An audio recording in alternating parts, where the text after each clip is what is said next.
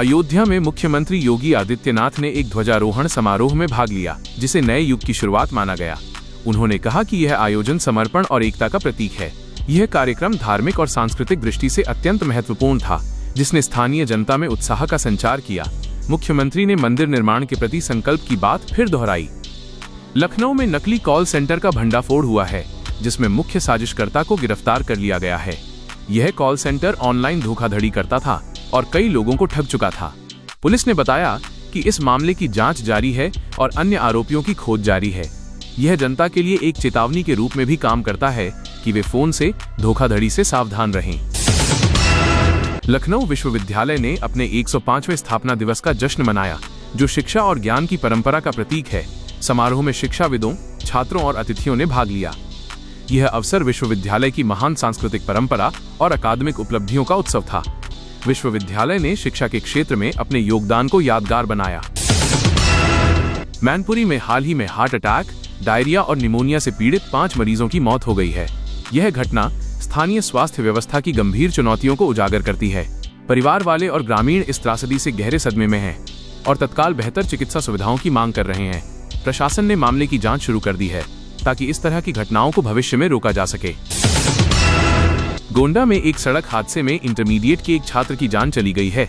ये हादसा इतना गंभीर था कि छात्र की तुरंत मौत हो गई, जिससे परिवार में कोहराम मच गया है। स्थानीय पुलिस ने मामले में जांच शुरू की है और सड़क सुरक्षा को लेकर लोगों में जागरूकता बढ़ाने की बात कही है। यह घटना युवाओं के लिए एक चेतावनी है कि सड़क पर सावधानी बरतना कितना जरूरी है। देवरिया में 8 दिन शेष होने के बावजूद आधे से अधिक सरकारी काम पूरे नहीं हो पाए हैं। इससे विकास कार्यों पर सवाल उठ रहे हैं और लोगों में असंतोष बढ़ रहा है। प्रशासन को कड़ी निगरानी के निर्देश दिए गए हैं, ताकि वे अपने वैध लक्ष्यों को समय पर पूरा करें। जनता अब जल्द से जल्द पूरी उपयुक्त सेवाओं की उम्मीद कर रही है। गोंडा में श्रीराम बारात का स्थानीय श्रद्धालुओं ने भव्य स्वागत किया। ये धार्मिक आयोजन स्थानीय संस्कृति और श्रद्धा का प्रतिबिंब था, जिसमें बड़ी संख्या में लोग शामिल हुए।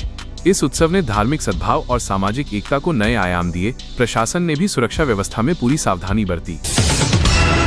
संत कबीर नगर में आशा कार्यकर्ताओं ने पारिश्रमिक में देरी को लेकर सीएमओ और डीएम कार्यालयों पर विरोध प्रदर्शन किया। उन्होंने अपने हक के लिए जोरदार आवाज उठाई और सरकारी अधिकारियों से शीघ्र भुगतान की मांग की। सरकार ने भुगतान प्रक्रिया जल्द शुरू करने का आश्वासन दिया है। यह विरोध आशा कर्मचारियों के हक और सम्मान की लड़ाई का हिस्सा है। बांदा में स्वास्थ्य विभाग ने 300 घरों को नोटिस जारी किया है, क्योंकि नवंबर महीने में 68 डेंगू के मरीज पाए गए हैं। विभाग ने सख्ती से कहा है कि सभी को स्वच्छता बनाए रखनी होगी और डेंगू के कारणों को रोकना होगा। स्थानीय समुदाय को भी डेंगू से बचाव के लिए सक्रिय कदम उठाने के लिए प्रेरित किया जा रहा है। यह समस्या स्वास्थ्य विभाग के लिए गंभीर चुनौती बनी हुई है। मैनपुरी में स्थानीय लोगों ने सरकार से केवल वादों पर नहीं, बल्कि धरातल पर काम दिखाने की मांग की है। कई योजनाएं अधूरी हैं और विकास कार्य सुस्त गति से चल रहे हैं। जनता में सरकार के प्रति विश्वास लौटाने के लिए त्वरित और स्थायी काम की अपेक्षा है। प्रशासन ने इस पर ध्यान देने का आश्वासन दिया है। राज्य में वृद्धावस्था, विधवा और दिव्यांग पेंशन योजनाओं के तहत लंबित आवेदनों के निस्तारण में तेजी लाई जा रही है। सरकारी अधिकारियों ने पात्र लाभार्थियों को लाभ समय पर देने हेतु ऑनलाइन वेरिफिकेशन प्रक्रिया को तेज करने के निर्देश दिए हैं, ताकि कोई भी लाभार्थी अपने अधिकारों से वंचित न हो। प्रधानमंत्री ने हाल ही में उत्तर प्रदेश की विभिन्न विकास परियोजनाओं की प्रगति की समीक्षा की। प्रमुख परियोजनाओं जैसे एक्सप्रेसवे, रेलवे विस्तार और स्मार्ट सिटी योजनाओं पर अधिकारियों को कार्य शीघ्र पूरा करने के निर्देश दिए गए हैं। यह पहल राज्य में निवेश और रोजगार सृजन को बढ़ावा देने के उद्देश्य से की जा रही है। मुख्यमंत्री योगी आदित्यनाथ ने कानून व्यवस्था को और मजबूत करने के लिए सुरक्षा व्यवस्था में सुधार के निर्देश जारी किए हैं। विशेष रूप से त्योहारों और परीक्षा सीजन के दौरान पुलिस गश्त एवं महिला सुरक्षा को प्राथमिकता दी जाएगी। राज्य के विभिन्न विभागों में सरकारी नौकरियों के लिए भर्तियां जारी हैं, जिनमें शिक्षा, स्वास्थ्य, पुलिस और राजस्व विभाग शामिल हैं। युवाओं को सलाह दी जा रही है कि वे आवेदन तिथि से पहले आवश्यक दस्तावेजों के साथ आवेदन प्रक्रिया पूरी करें। कानून व्यवस्था और सुरक्षा बलों के बलबूते को मजबूत करने के लिए होमगार्ड और पुलिस के रिक्त पदों पर नई भर्तियां होने जा रही हैं। प्रशिक्षण कार्यक्रमों में तकनीकी और शारीरिक दक्षता पर विशेष ध्यान दिया जाएगा।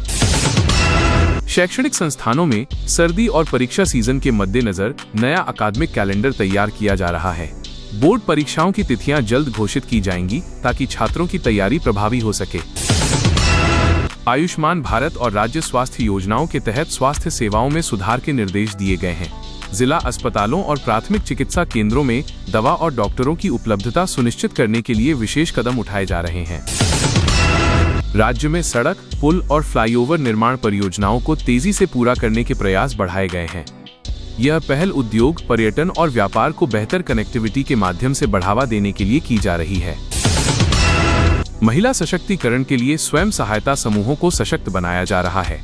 विभिन्न जिलों में महिलाओं को सिलाई, डेयरी और खाद्य प्रसंस्करण में प्रशिक्षण देकर आर्थिक स्वरोजगार बढ़ाने पर जोर दिया जा रहा है।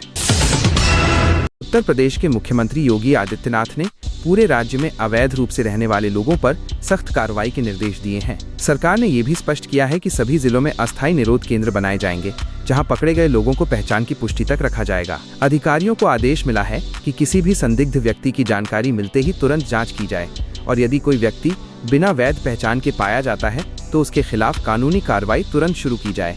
प्रशासन का कहना है कि ये कदम कानून व्यवस्था को मजबूत करने और समाज में सुरक्षा और संतुलन बनाए रखने के लिए आवश्यक है। राज्य में चल रहे मतदाता सूची के विशेष गहन पुनरीक्षण अभियान को देखते हुए प्रशासन ने निगरानी और कड़ी कर दी है। अधिकारियों को ये निर्देश दिया गया है कि वे हर उस व्यक्ति की जांच करें जिसकी पहचान संदिग्ध लगे, ताकि मतदाता सूची में किसी भी प्रकार की गलत प्रविष्टि न हो। सरकार का कहना है कि अवैध निवास राज्य की शांति और सुरक्षा के लिए खतरा बन सकता है, इसलिए इस प्रक्रिया को अत्यधिक संवेदनशील मानते हुए इसे तेज किया गया है। प्रशासन इसे लोकतांत्रिक व्यवस्था को स्वच्छ और पारदर्शी रखने के लिए जरूरी कदम बता रहा है। लखनऊ में आयोजित खादी महोत्सव में प्रदेश के कई ग्रामीण कारीगर और उद्यमी अपने उत्पादों का प्रदर्शन कर रहे हैं। यह 10 दिवसीय आयोजन परंपरागत कला को बढ़ावा देने, स्थानीय उद्योगों को मजबूत करने और ग्रामीण प्रतिभा को पहचान देने के उद्देश्य से आयोजित किया गया है। यहाँ आने वाले लोग हस्तनिर्मित कपड़े, मिट्टी से बनी वस्तुएं, घरेलू उपयोग की सामग्री और अनेक स्थानीय उत्पादों को एक ही स्थान पर देख और खरीद रहे हैं। आयोजकों का कहना है कि ये कार्यक्रम ग्रामीण अर्थव्यवस्था के लिए बड़ा अवसर है। महोत्सव में कारीगरों को आधुनिक उपकरण और प्रशिक्षण भी दिया जा रहा है ताकि वे अपने काम को और अधिक प्रभावी बना सकें। उन्हें नई तकनीक, डिजाइन और बाजार की बढ़ती जरूरतों के बारे में जानकारी दी जा रही है, जिससे वे अधिक गुणवत्तापूर्ण उत्पाद तैयार कर सकें। इन सुविधाओं से ग्रामीण कारीगरों को उत्पादन बढ़ाने, समय बचाने और अपने उत्पादों को बड़े बाजार तक पहुँचाने में मदद मिल रही है। यह प्रयास ग्रामीण उद्योगों को नई दिशा देने वाला माना जा रहा है। इस आयोजन में पारंपरिक भोजन, मिट्टी की कला, हाथ से बने कपड़े और कई टिकाऊ ग्रामीण उत्पादों को प्रमुखता दी जा रही है। कई महिला समूह और युवा उद्यमी भी यहां अपने क्षेत्र में बने उत्पादों को प्रदर्शित कर रहे हैं, जिससे उन्हें बड़ी संख्या में खरीदारों तक पहुंचने का अवसर मिल रहा है। इससे स्थानीय प्रतिभाओं को प्रोत्साहन मिल रहा है और ग्रामीण समुदायों में आत्मनिर्भरता की भावना मजबूत हो रही है। लोग इसे स्थानीय उद्योगों के विकास के लिए प्रेरणादायक कदम मान रहे हैं। उत्तर प्रदेश सरकार ने किसान परिवारों के लिए नई संशोधित किसान पेंशन योजना लागू कर दी है। इसमें 60 वर्ष से अधिक उम्र के किसानों को अब पहले से अधिक मासिक सहायता मिलेगी और आवेदन प्रक्रिया को पूरी तरह डिजिटल कर दिया गया है।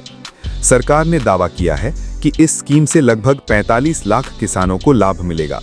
साथ ही जिन किसानों के आवेदन लटके हुए थे, उन्हें दिसंबर की शुरुआत से पेंशन की पहली किस्त जारी करने की तैयारी चल रही है, ताकि भुगतान में देरी ना हो। तो दोस्तों, ये थी आज की 25 सबसे बड़ी यूपी की खबरें। अगर आपको वीडियो पसंद आया हो तो लाइक करें, शेयर करें और सब्सक्राइब करना ना भूलें। अगली बड़ी अपडेट के साथ फिर मिलेंगे।